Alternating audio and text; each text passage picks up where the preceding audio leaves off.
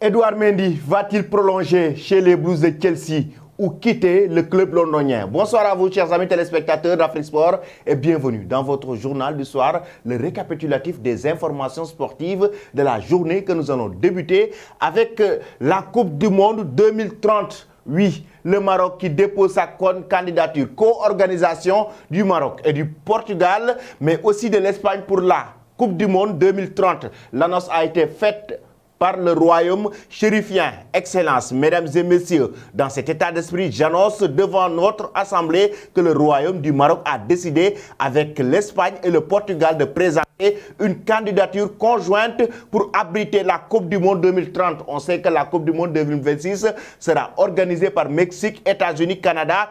Et voici là, avec la signature du roi du Maroc, Mohamed VI, le royaume chérifien, qui va tenter sa chance après l'Afrique du Sud aussi d'organiser une Coupe du Monde, mais aussi avec le Portugal et l'Espagne. Est-ce une bonne idée, chers amis téléspectateurs? Le Maroc est-il prêt à organiser une Coupe du Monde? En même temps, cette co-organisation avec l'Espagne et le Portugal, on sait que le Maroc et l'Espagne, tout comme le Portugal, sont des pays voisins. Est-ce possible pour le royaume chérifien qui a été demi-finaliste de la dernière Coupe du Monde Qatar 2022? J'aimerais avoir vos avis en commentaire. Après le Maroc, chers amis, nous allons directement en Côte d'Ivoire. On sait que les éléphants vont disputer les matchs à éliminatoire de la prochaine Coupe d'Afrique des Nations, même si la Côte d'Ivoire s'est déjà qualifiée pour cette Coupe d'Afrique parce que c'est le pays hôte de la compétition. En janvier 2024, Jean Gazette a publié sa liste de joueurs qui vont disputer ces rencontres, les 3e et 4e journées face à cette équipe des Comores. Des matchs importants, certes. La Côte d'Ivoire s'est déjà qualifiée, c'est le pays hôte, mais la Côte d'Ivoire aussi, quoi qu'on puisse dire, doit tester son effectif pour pouvoir essayer de remporter cette compétition à domicile. Avec des surprises dans cette liste déjà, on va parler de Jonathan Bamba. Oui, Jonathan Bamba qui a donné son accord et qui va arriver, qui va faire sa première titularisation, sa première convocation avec cette équipe nationale de la Côte d'Ivoire. Jonathan Bamba qui a laissé en rate l'équipe de France. Pourtant, il y a de cela quelques années derrière, dans l'antenne téléfoot, Jonathan Bamba, on lui avait posé la question, est-ce qu'il attendrait l'équipe de France? Lui qui est né en France pour pouvoir venir en Côte d'Ivoire, pour pouvoir jouer avec les Bleus de Didier Deschamps. Il avait carrément évoqué qu'il attend la convocation de Didier Deschamps, qu'il attendait que Didier Deschamps l'appelle pour pouvoir disputer les compétitions avec l'équipe de France et qu'une convocation de la France, ça ne se refuse pas. Après cela, Jonathan Bamba n'a pas eu la convocation, malheureusement pour lui, de Didier Deschamps. Et là, il donne son accord pour rejoindre les éléphants de la Côte d'Ivoire, raison pour laquelle Gazette l'a mis dans cette liste des éléphants de la Côte d'Ivoire. L'autre surprise, chers amis, c'est le comeback. Oui, de Stéphane Haller. Après sa maladie, le cancer des testicules, Stéphane Haller, le joueur du Borussia Dortmund, après son arrivée dans la compétition, même avec le Borussia Dortmund, est arrivé et de retour de la liste des éléphants de la Côte d'Ivoire. Il va jouer les éliminatoires de la CAN 2023 avec les Comores, avec cette équipe de Jean Gazette. Stéphane Haller, l'attaquant de cette équipe de la Côte d'Ivoire qui a disputé à la dernière Coupe d'Afrique des Nations. Qui reste quand même l'un des cadres de cette équipe des éléphants de la Côte d'Ivoire, après même la génération de Didier Drogba. On le sait, maintenant, c'est des jeunes joueurs qui viennent d'arriver. La Côte d'Ivoire est en pleine reconstruction et essaye de former une très bonne équipe pour la prochaine Coupe d'Afrique des Nations. Que pensez-vous, chers amis, de cette liste des éléphants de la Côte d'Ivoire qui a été publiée ce mercredi par Jean Gazette? Nous allons directement en Égypte. Une bonne nouvelle pour Mohamed Salah. Pourquoi une bonne nouvelle? C'était une bonne nouvelle il y a de cela quelques jours parce que Mohamed Salah a été cambriolé dans sa maison en Égypte. Et avec ça, le médaille d'or qu'il avait remporté lors de la dernière Coupe d'Afrique des Nations. C'était des moments tristes et malheureux pour la star égyptienne parce que c'était lors de la finale de la Coupe d'Afrique des Nations remportée par le Sénégal, à l'époque son compatriote Sadio Mané. Maintenant, Mohamed Salah, cette médaille a été cambriolée chez lui au Caire, en Égypte, et avait perdu la médaille d'or, la médaille d'argent qu'il avait exposée chez lui en Égypte. Et c'est la police égyptienne qui a retrouvé carrément ses bourreaux et qui a retrouvé la médaille d'argent de Mohamed Salah qu'il avait reçue lors de la dernière Coupe d'Afrique des Nations en Égypte. Au Cameroun, autant pour moi, c'était lors de la finale de la Coupe d'Afrique des Nations. Il faut aussi rappeler que même cette même médaille peut être aussi la médaille de Mohamed Salah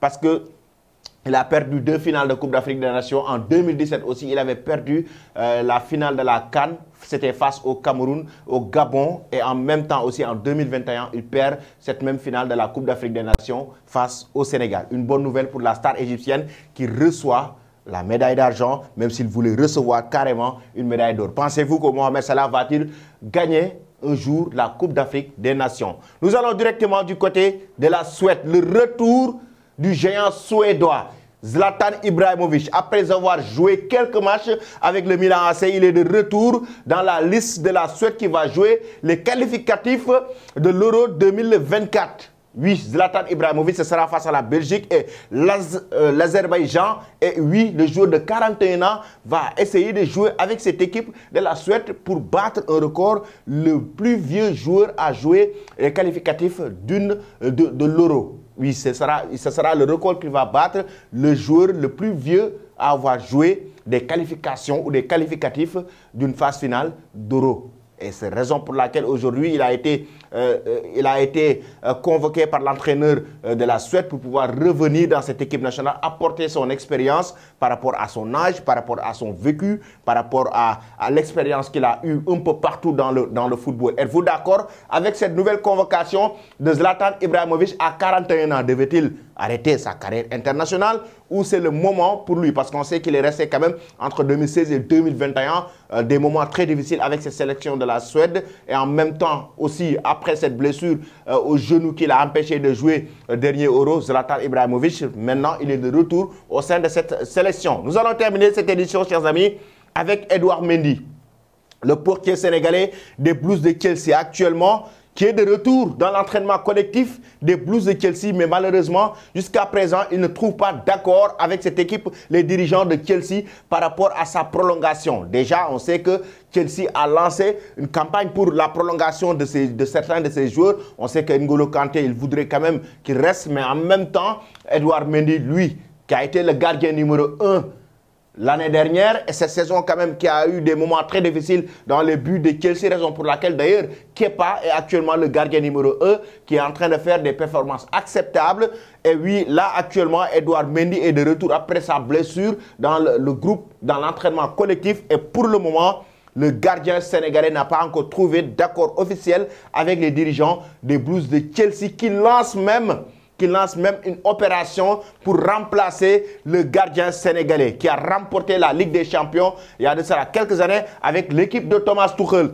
Edouard Mendy sur le point d'être remplacé par les dirigeants de Chelsea pour pouvoir aller voir ailleurs, du moins où ils n'ont pas encore trouvé d'accord par rapport aux négociations. Et selon les informations qui ont été divulguées par The Time, Edouard Mendy et les dirigeants ont eu des négociations, mais ils n'ont pas trouvé un accord, raison pour laquelle la direction de Chelsea est en train de voir comment remplacer le gardien sénégalais. C'était tout, chers amis, pour votre édition du soir. Je vais vous quitter avec la question du jour. Pensez-vous qu'Edouard Mendy doit-il prendre ses responsabilités, doit-il prendre la décision de quitter Chelsea et aller chercher du temps de jeu ailleurs, ou c'est une bonne idée pour lui de rester chez les Blues de Chelsea et prolonger son contrat qui prendra fin en 2025? Merci. Restez connectés sur Afrique Sport pour ne rien rater de l'actualité et très bonne soirée.